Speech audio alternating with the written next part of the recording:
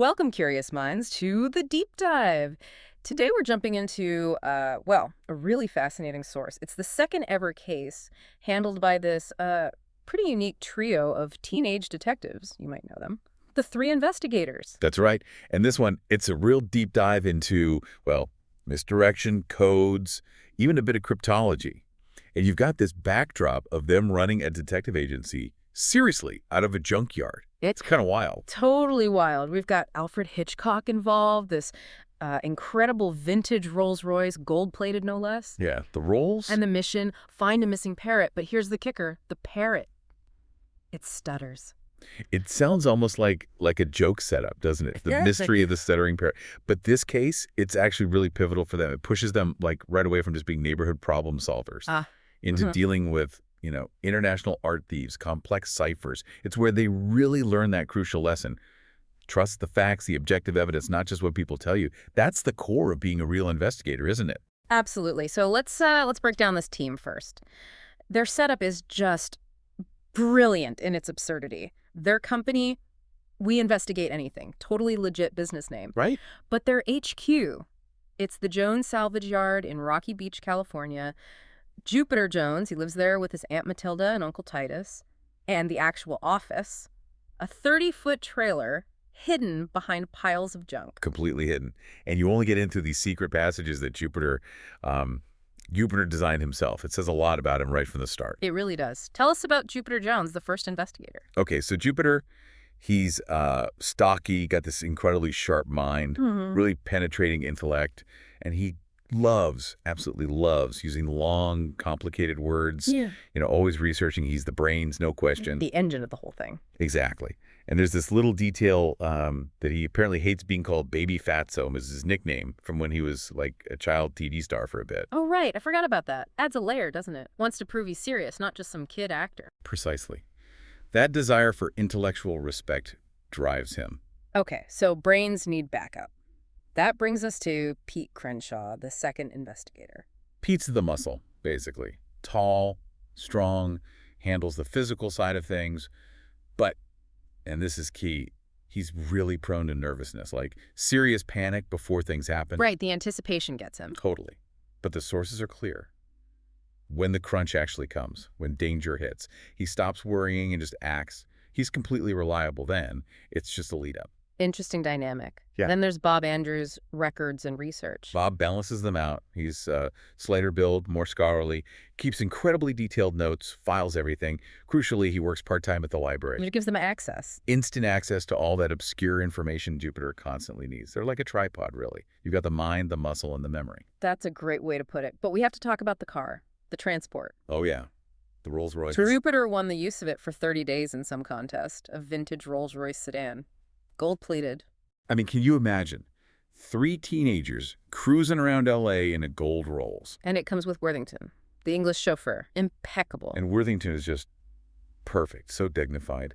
But that car, it's more than just flash. It's a brilliant piece of misdirection in itself. How so? Well, think about it. Southern California is huge, sprawling. The car's super conspicuous, right?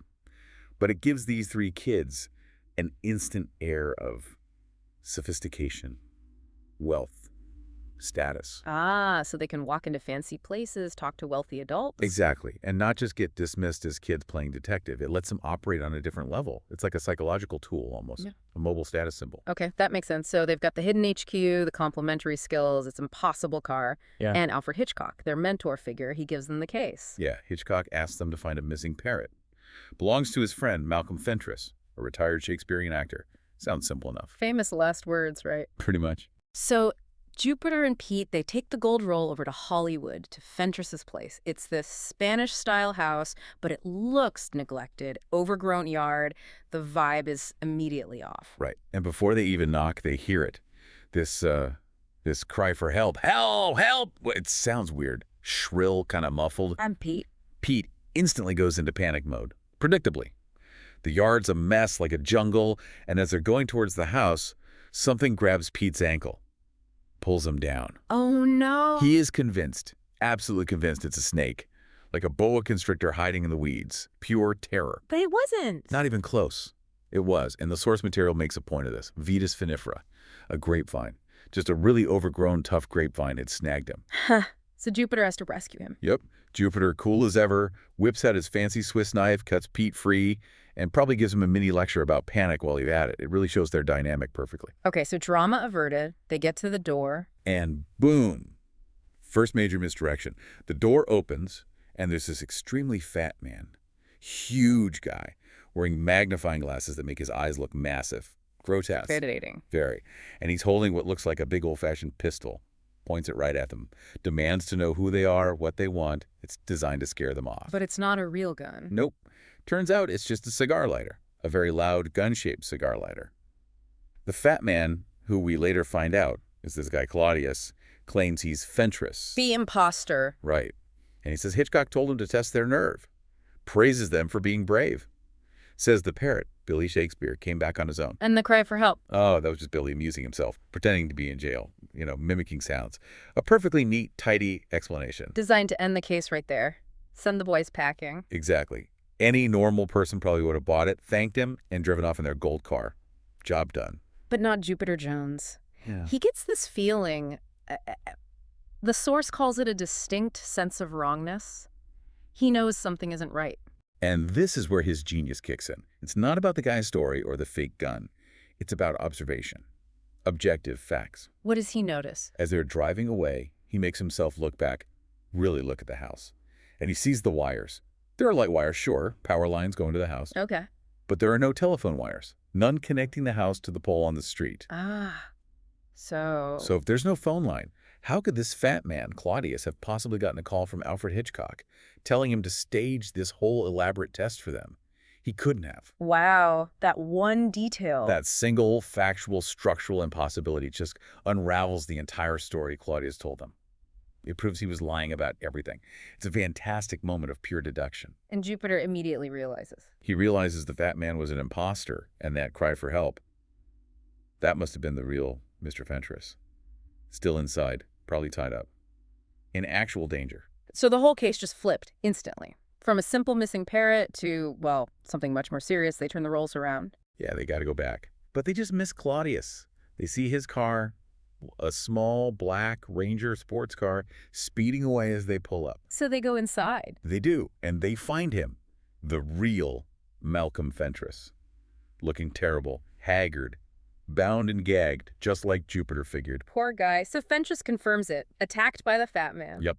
Confirms Claudius pretended to be a cop, overpowered him, stole the parrot. But here's where it gets interesting psychologically. Fentress is really hesitant about calling the real police. Why? Just because it's only a parrot. Partly that, yeah. Police might not take it seriously. But there's another reason. He's embarrassed. He's afraid of being ridiculed because of one specific thing about his parrot, Billy. The stutter. The stutter, exactly. Fentress tells him Billy Shakespeare spoke with this very proper British accent fitting for an actor's bird, right? But he's stuttered Hamlet's big line, to be or not to be, that is the question. Huh. That is odd for a parrot. Very odd. And Fentress didn't mention the stutter to Claudius when he was being robbed, because he thought it sounded silly, maybe. But Jupiter hears this. And his detective brain lights up. Instantly. He doesn't hear an impediment, he hears a potential code. A stuttering parrot. Whoever heard of such a thing? It strongly suggests deliberate, specialized training. It's not just a quirk, it's likely a clue. The first big hint this is about more than a pet. Okay, that makes sense. Does Fentress know where Billy came from? He does. He bought Billy just 3 weeks ago. Paid only $15. From this small-time peddler, guy named Ramos Sanchez. Had a strong Mexican accent, drove a little two-wheeled donkey cart. A donkey cart peddler selling stuttering Shakespearean parrots. This gets weirder. Right. And Fentress remembers something else. Ramos also had another bird with him. A darkish bird, all bedraggled. He called it a rare black parrot. Remember that detail. It's important later. Got it. Dark, bedraggled bird. So where do they go from here? Claudius mentioned another name.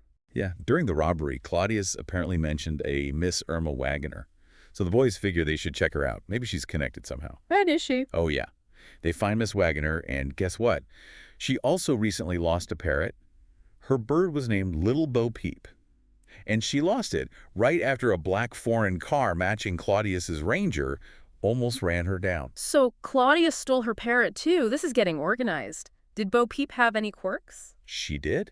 She also spoke with a cultivated British accent. And she recited a line from the nursery rhyme.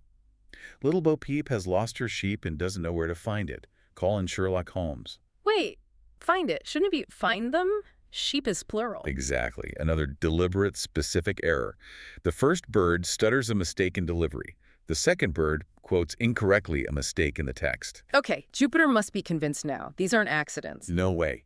Two birds, both with British accents, both recently acquired, both stolen by the same guy, and both exhibiting these really specific artificial-sounding errors. It screams code. It has to be part of a larger message. But just as they're piecing this together, things get even more complicated, right?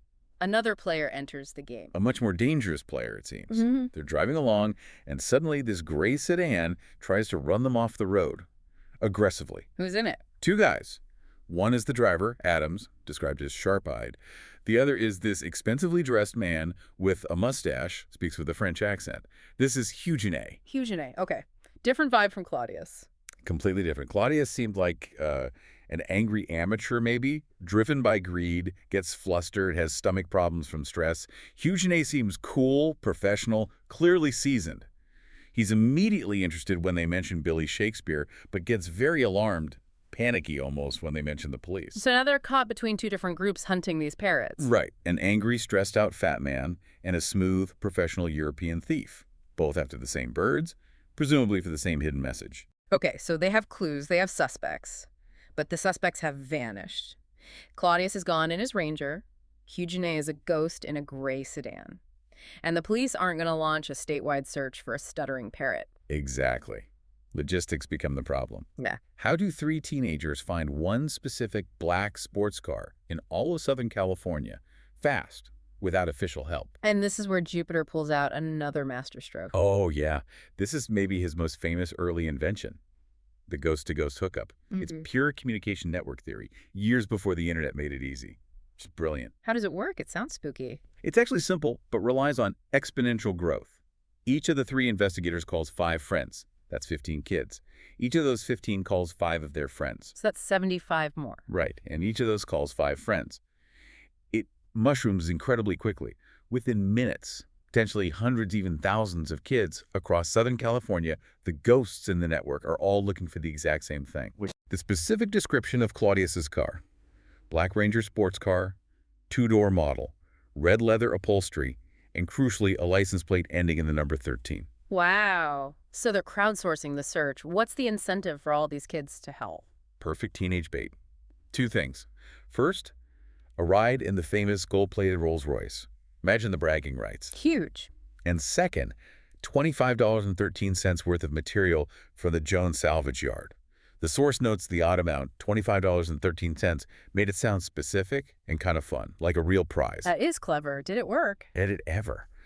The source mentions Bob's mom couldn't even use the phone for her church supper planning because basically every kid in Rocky Beach, maybe even wider, was tying up the lines, making their ghost-to-ghost calls. It completely blanketed the area. Jupiter weaponized the teenage social network. Okay, so this massive phone network, the ghost-to-ghost hookup, it actually finds the car. It does. Eventually, the information filters back through the network. They get a call from a kid named Carlos. He's the nephew of Ramos Sanchez. The parrot peddler with the donkey cart. The very same. And Carlos provides the full license plate number for the Black Ranger, AK4513. Confirms it's Claudius's car, proves the hookup worked perfectly. But Carlos must know more, right? About his uncle and the birds. He's the key, really, not just for the car, but for the whole backstory. Yeah. Carlos tells them the origin story of the parrots.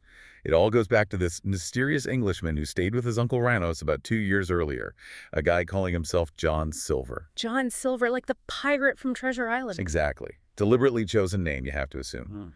This Silver was sick, living sort of under the radar, apparently hiding from the law back in England. He was an illegal immigrant, basically. Okay. And he had something valuable. He did. He kept this flat metal box under his mattress, about 14 by 24 inches. Carlos remembers Silver describing what was inside in this really poetic, mysterious way. He called it a piece off the end of the rainbow with a pot of gold underneath it. Wow. Definitely sounds like treasure. And probably stolen if he's hiding from the law. Almost certainly. Explains why he couldn't just sell it or get proper medical help. It fits this whole romantic, piratey theme he was building.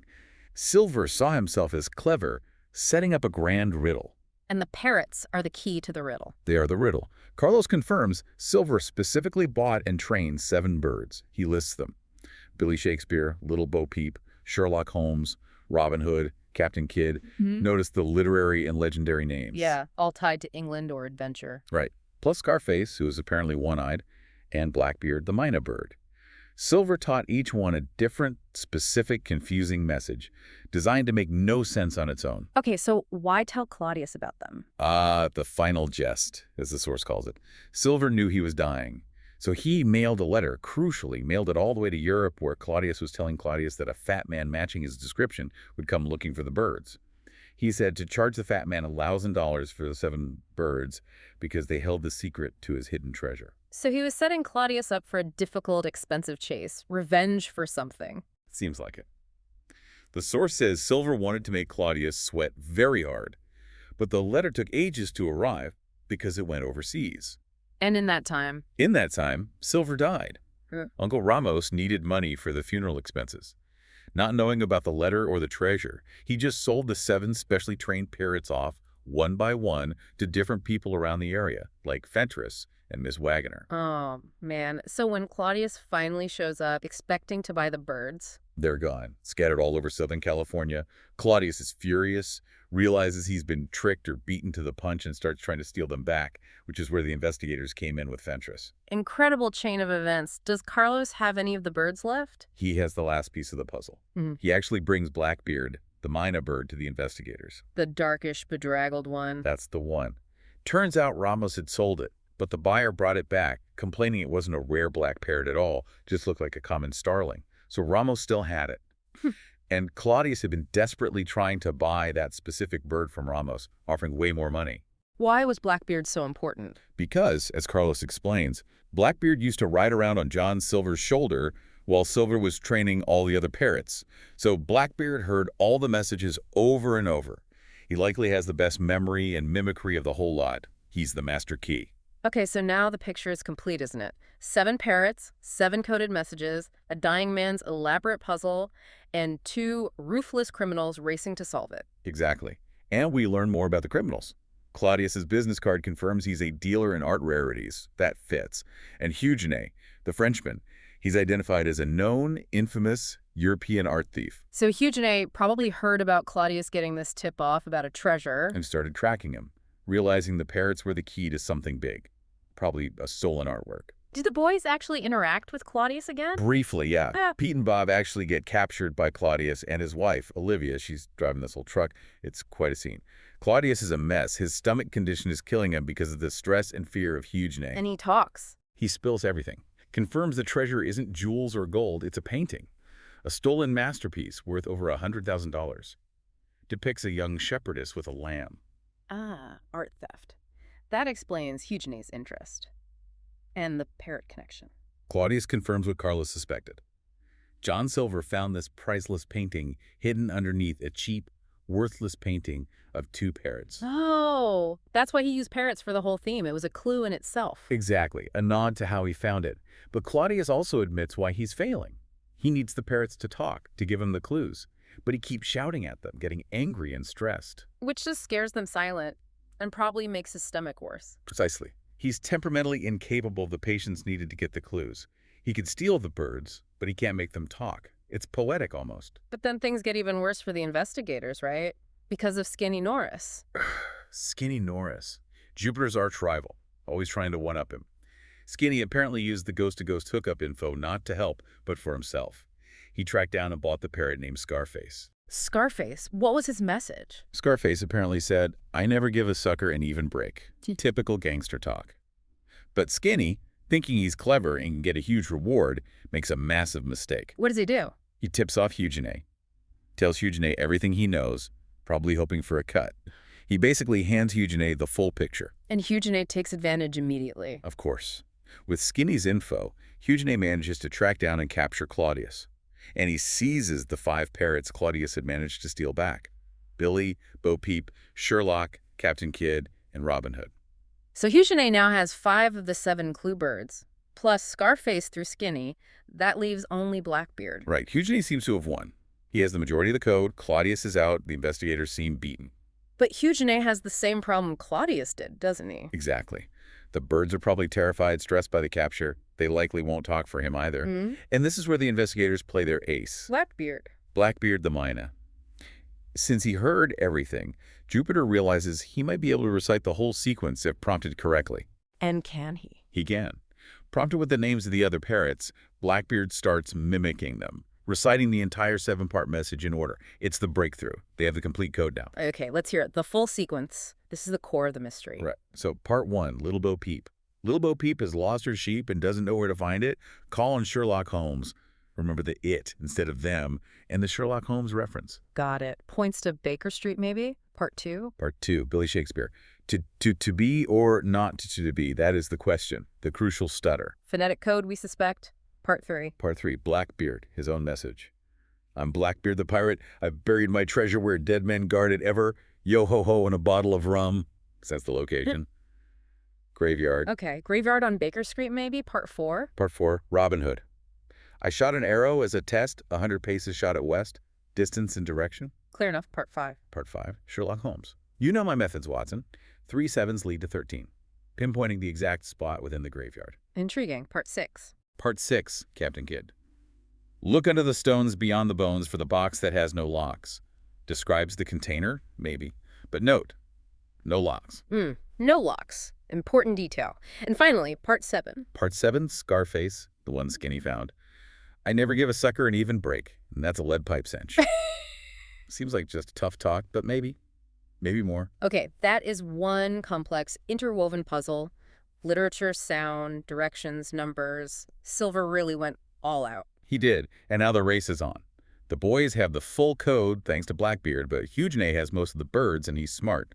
They have to solve it and get there first. Right, it's a race against time now. Hugenay is dangerous, professional. They can't risk being followed, especially not in that gold Rolls Royce. It sticks out like a sore thumb. Absolutely not. The Rolls is a liability now. So Jupiter, thinking tactically, comes up with a decoy plan. It's pretty clever. What's the plan? He sends Bob Andrews, who's maybe the least recognizable physically out in the Rolls Royce, but not with Worthington, with a replacement driver named Fitch. And their job is? Their job is basically to be followed. Drive around conspicuously, lead Hugenay's men, presumably Adams in the great sedan, on a wild goose chase up into the hills, away from the real target. Buy some time. Brilliant. So, while Bob is playing decoy, Jupiter and Pete travel secretly. They ditch the glamour and take Uncle Titus's old, beat-up salvage yard truck, unlikely to draw attention. Conrad, one of the yard workers, drives them. They're heading straight for the location Jupiter's figuring out. Okay, let's follow Jupiter's deductions. How does he crack the location? He's got the 7 clues now. He starts piecing it together fast. Part 3, Blackbeard. Where dead men guard it ever. Bob's dad has suggested that points strongly to a graveyard. Makes sense. Okay, a graveyard. But where? He combines that with Part 1, Bo Peep. Call on Sherlock Holmes. Sherlock Holmes means Baker Street. So a graveyard on or near a Baker Street. Getting closer.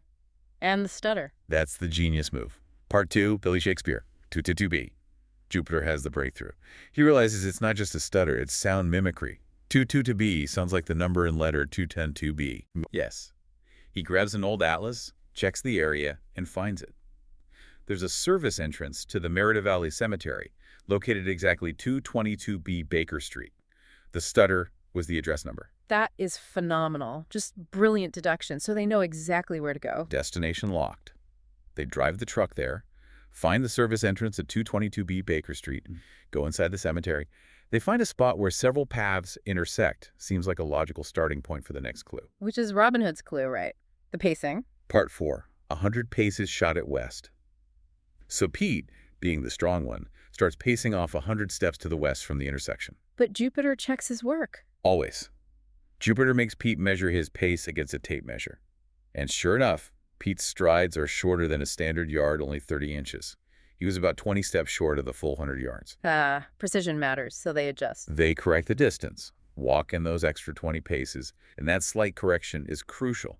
It lands them in exactly the right area described by the next clue. Which was Sherlock Holmes's clue. Part 5. 3 7s lead to 13. They look around from their corrected spot, and there they are. 3 old headstones, all with the last name Severn. Josiah Severn, Patience Severn, Tommy Severn. 3 7s. Exactly. And if you draw a mental line through those 3 Severn headstones, It points directly, like an arrow, To 13. to a large flat marker stone dedicated to 13 nameless travelers who died in some local disaster years ago. 3 sevens lead to 13. The riddle pointed them right to this specific marker. Incredible, they found the exact spot. Now what? Captain Kidd's clue. Part 6. Look under the stones beyond the bones for the box that has no locks. Near the marker for the 13 travelers, there's a collapsed section of an old cemetery wall. A pile of loose stones. Stones beyond the bones. Makes sense. So they start digging there. They start digging under the pile of stones by the wall.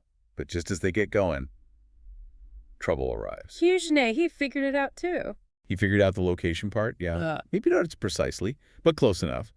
He shows up with Adams and another guy, Lester. They must have realized the Rolls was a decoy, or just solved the Baker Street graveyard part quickly. They take over the digging. And they find the box. Lester, the digger, unearths it. The flat metal box, 14 by 24 inches, just like Carlos described. Eugene's triumphant. He thinks he's won. So he opens it. Yep. It has a lock on it. He cuts the lock off, throws open the lid, expecting the painting.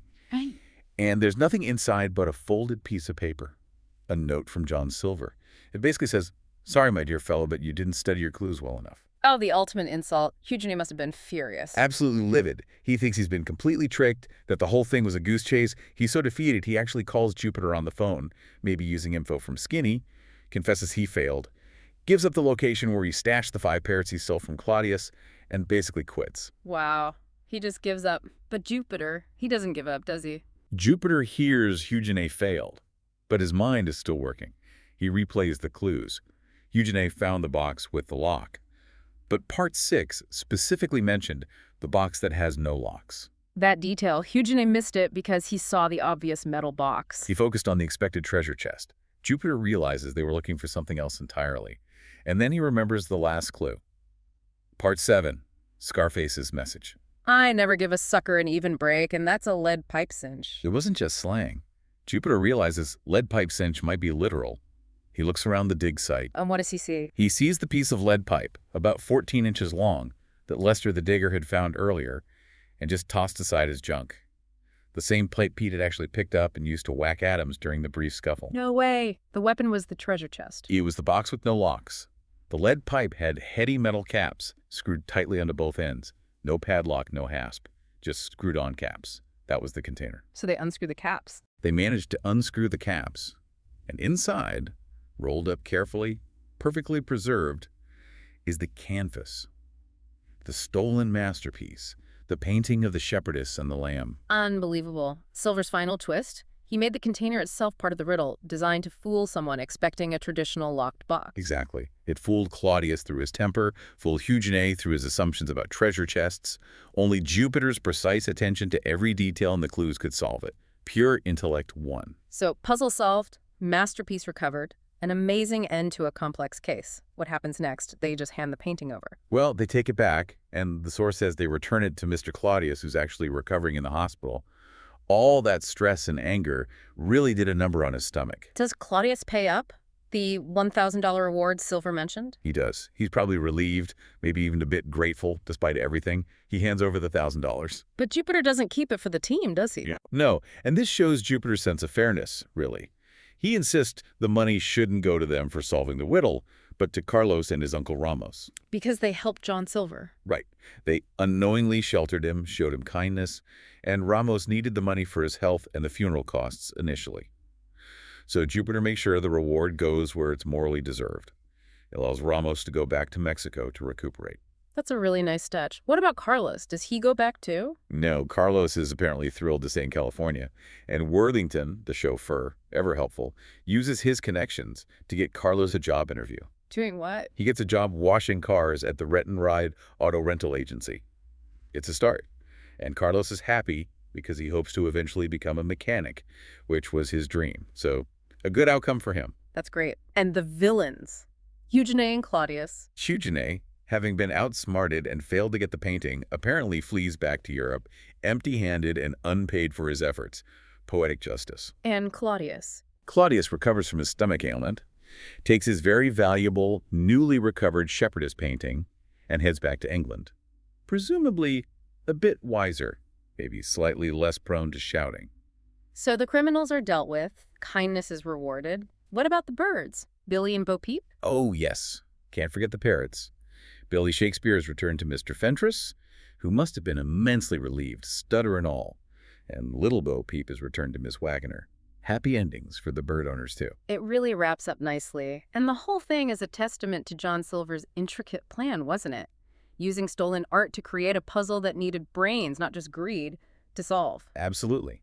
His final jest worked perfectly. It filtered out the unworthy thieves and rewarded the intellect of someone like Jupiter Jones.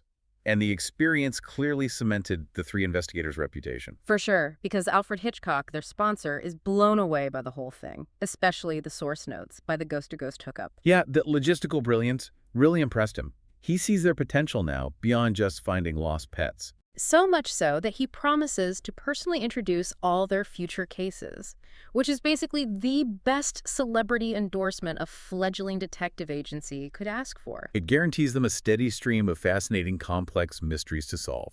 Sets them up for their whole career, really. The case of the Stuttering Parrot is closed, but as always, the world of mystery keeps turning, and Hitchcock leaves us and the listener with a final, really intriguing thought to chew on. Oh, what's that? He mentions in the source material that he's thinking maybe he should introduce the boys to another friend of his, a Professor Yarborough. Okay. And what's special about the professor? Professor Yarborough apparently owns an ancient Egyptian mummy. And this mummy, it supposedly whispers to him whenever he's alone in the room with it. A whispering mummy. After a stuttering parrot led to all this. Wow. What secrets could that possibly hold? Exactly. Something for you, the listener, to ponder until our next deep dive.